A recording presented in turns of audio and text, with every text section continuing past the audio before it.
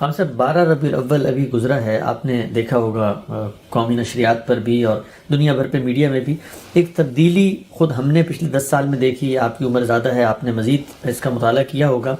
ایک فیسٹیول کی صورت اختیار کر رہا ہے 12 ربیع الاول. پہلے لوگ کہیں نعت کی مجلس سجا لیتے تھے، اب کیک بھی کٹتے ہیں، اس کا نام بھی عید رکھ لیا گیا ہے، اور باقاعدہ عید میلاد النبی کی نمازوں کا بھی اب اہتمام ہو رہا ہے کہ 2 رکعت فلاں جگہ پہ جمع ہو کر ہم عید میلاد النبی کی نماز پڑھیں گے. جلوس جلسے نکل رہے ہیں. تو یہ جو پوری کی پوری ایک نیا تہوار بنتا ہوا نظر آ رہا ہے، اور ہم یہ بھی دیکھ رہے ہیں کہ وہ مسالک جو پہلے اس سے ہم آہنگی محسوس نہیں کرتے تھے وہ بھی اس میں شامل ہو گئے، سبھی اس کو منا رہے ہیں. تو اگر یہی سلسلہ آگے جاری رہا تو آپ کو لگتا ہے کہ یہ جو دین کی روایت ہے اس کے اندر ایک نئی چیز کا اضافہ یا انحراف کا کوئی موقع یا امکان کے پہلو سامنے آتا ہے؟ دیکھیے، میں اپنا یہ ذوق بارہا بیان کر چکا ہوں کہ اللہ کے معاملے میں، اللہ کے رسول کے معاملے میں، دین کے معاملے میں ہمیں خود اللہ کے رسول ہی نے یہ تعلیم دی ہے کہ ما انا علیہ و اصحابی پر رہو. یعنی جو صحابہ کا طریقہ تھا، نہ صحابہ سے بڑھ کر کسی کو محبت کے دعوے کرنے چاہیے، نہ صحابہ سے بڑھ کر کسی کو تعلق خاطر کا ادعا رکھنا چاہیے. وہ ہمارے لیے بہترین نمونہ ہے. جو چیزیں دین سے متعلق ان کے زمانے میں ہوئی ہیں وہی ہم جاری رکھیں گے. ظاہر ہے کہ وہ حضور کے اذن سے ہوئی ہیں، اللہ کے پیغمبر کی ہدایت کے مطابق ہوئی ہیں، انہی پر عمل جاری رکھیں گے. ان میں کوئی اضافہ نہیں کریں گے، کوئی خرابی نہیں پیدا کریں گے. باقی رہ گئی یہ بات کہ کوئی آدمی اس پر خوشی محسوس کرتا ہے، وہ کوئی خیرات کر دیتا ہے، یا اس موقع کے اوپر آپ کوئی مجلس منعقد کر کے اس میں رسالت مآب صلی اللہ علیہ وسلم کی سیرت بیان کر دیتے ہیں، اس میں کوئی حرج کی بات نہیں. تاہم یہ بات یاد رکھنی چاہیے کہ رسول اللہ صلی اللہ علیہ وسلم اس سے بہت بلند ہے کہ آپ کو ایک دن کی شخصیت بنایا جائے. آپ ہر روز کی شخصیت ہیں، ہمارے ایک ایک دن کی شخصیت ہیں، ایک ایک رات کی شخصیت ہیں. یہ پوری زندگی آپ کے ساتھ وابستہ ہے، اور آپ کے ذکر کو بلند کرنے کا اللہ نے اہتمام کر رکھا ہوا ہے. ہر 5 وقت آپ جانتے ہیں کہ مسجدوں سے آواز بلند ہوتی ہے، اشہد ان محمد رسول اللہ. تو میں رسالت مآب صلی اللہ علیہ وسلم کو ان عام شخصیات سے بالکل منفرد، بالکل بلند اور الگ ہونا چاہیے. اور اس کا تقاضا یہی ہے کہ ہر روز آپ کا روز ہو، ہر دن آپ کا دن ہو. کوئی ایک دن آپ کے لیے خاص نہیں کیا جا سکتا. یہ میرا ذوق نہیں ہے. تاہم جتنی چیزیں میں نے عرض کر دی ہیں وہ اگر شائستگی سے ایک دائرے کے اندر ہوں تو ان میں کسی جگہ بھی کوئی حرج نہیں. آپ روز ایسی مجالس منعقد کریں جس میں رسول اللہ صلی اللہ علیہ وسلم کی سیرت بیان کی جائے، آپ کے اخلاق لوگوں کو بتائے جائیں، آپ کی تعلیمات سے متعارف کرایا جائے.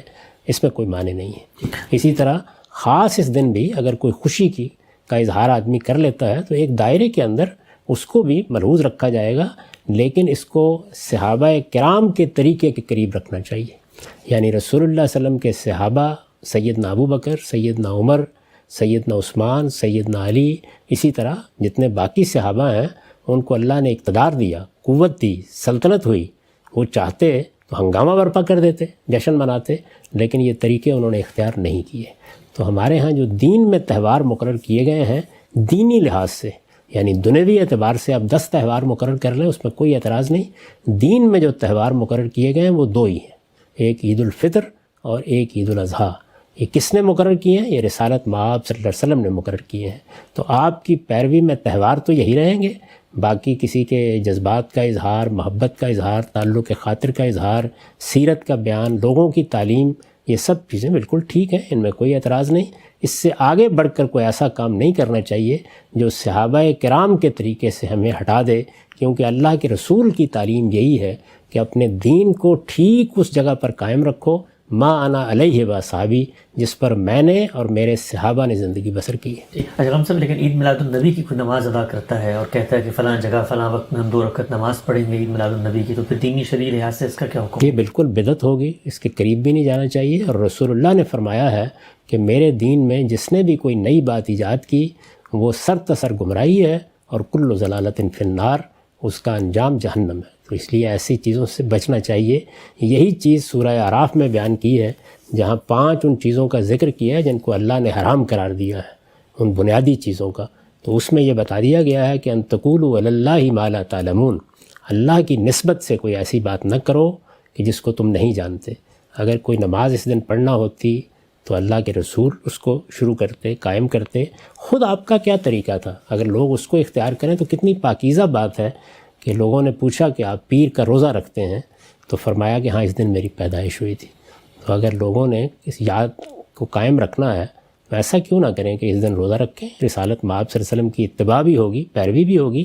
میں جو بنیادی بات عرض کر رہا ہوں وہ یہ ہے کہ اللہ کے رسول اور رسول اللہ صلی اللہ علیہ وسلم کے صحابہ یعنی محمد الرسول اللہ والذین معہ، ان کے طریقے ہی پر قائم رہنے کا نام دین ہے. دین میں اس سے آگے کچھ نہیں ہو سکتا. استاذ آپ کا موقف میلاد کے اوپر تو ہمیں معلوم ہے، تو اس میں ایک روایت پیش کی جاتی ہے عام طور پہ کہ جب رسول اللہ صلی اللہ علیہ وسلم سے ان کے سوموار کے دن روزہ رکھنے کے معمول کے بارے میں پوچھا گیا کہ آپ یہ روزہ کیوں رکھتے ہیں، تو رسول اللہ صلی اللہ علیہ وسلم نے فرمایا کہ اس دن میں پیدا ہوا تھا اور اسی دن میرے اوپر پہلی وحی اتری تھی.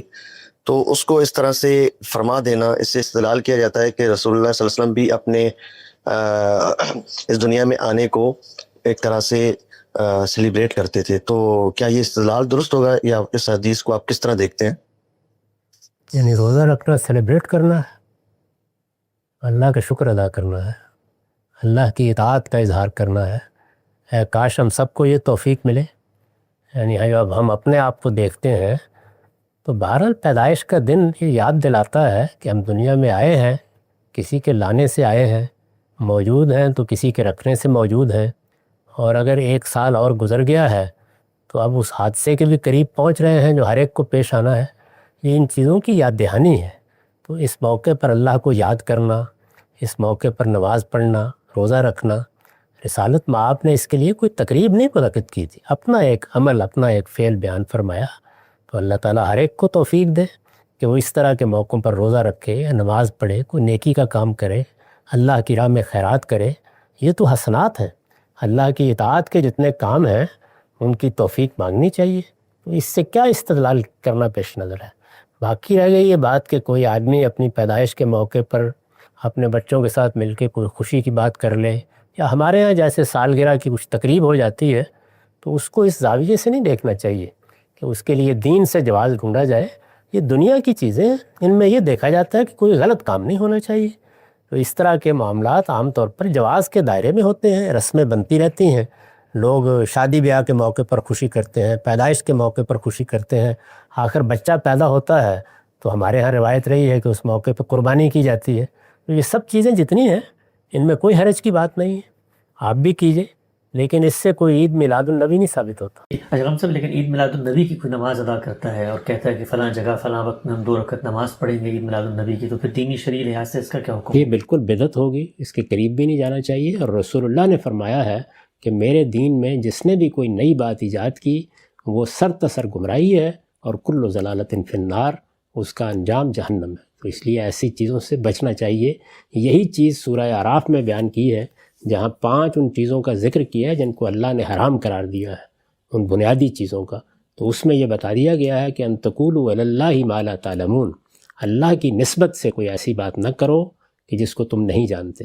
اگر کوئی نماز اس دن پڑھنا ہوتی تو اللہ کے رسول اس کو شروع کرتے، قائم کرتے.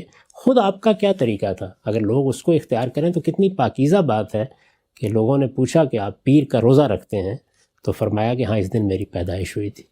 تو اگر لوگوں نے اس یاد کو قائم رکھنا ہے تو ایسا کیوں نہ کریں کہ اس دن روزہ رکھیں. رسالت مآب صلی اللہ علیہ وسلم کی اتباع بھی ہوگی، پیروی بھی ہوگی.